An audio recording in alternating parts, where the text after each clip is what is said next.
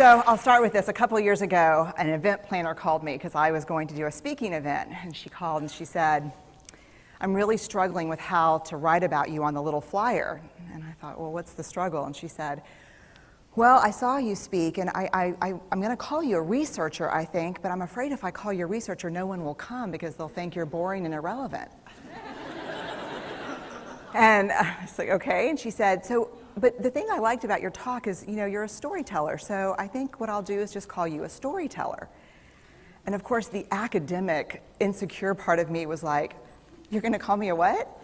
And she said, I'm going to call you a storyteller. And I was like, oh, why not Magic Pixie? I was like, let me think about this for a second. And so I tried to call deep on my courage, and I thought, I am a storyteller. I'm a qualitative researcher. I collect stories. That's what I do.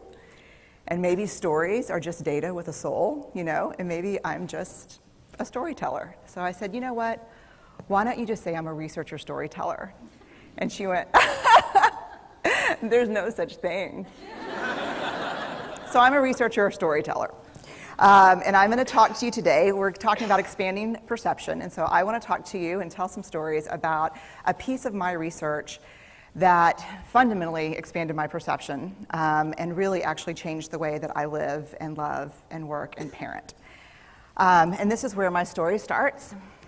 When I was a young researcher, doctoral student, my first year I had a research professor who said to us, here's the thing, if you cannot measure it, it does not exist.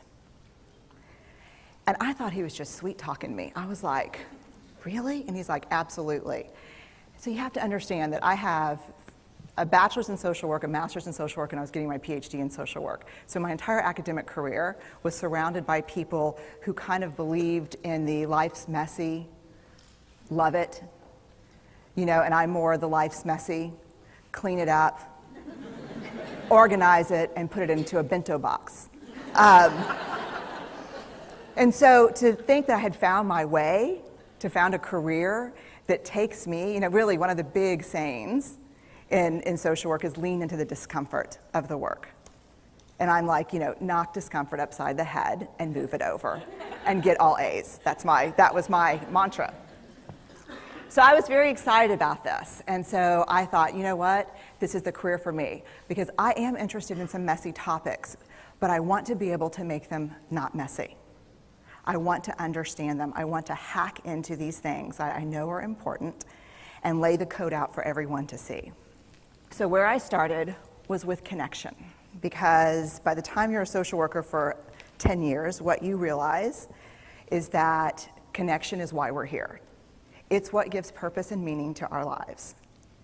This is what it's all about. It doesn't matter whether you talk to people who work in social justice and mental health and abuse and neglect. What we know is that connection, the ability to feel connected, is neurobiologically, that's how we're wired, it's why we're here.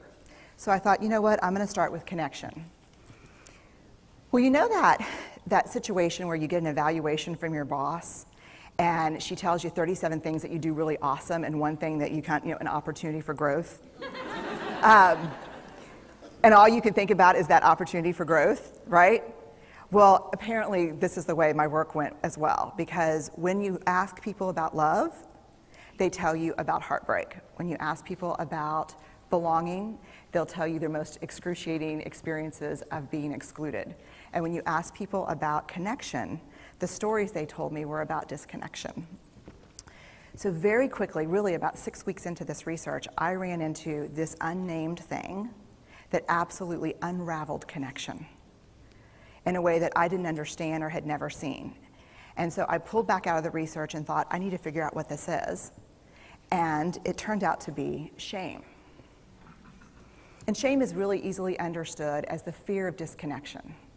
Is there something about me that if other people know it or see it, that I won't be worthy of connection? The things I can tell you about it, it's universal. We all have it. The only people who don't experience shame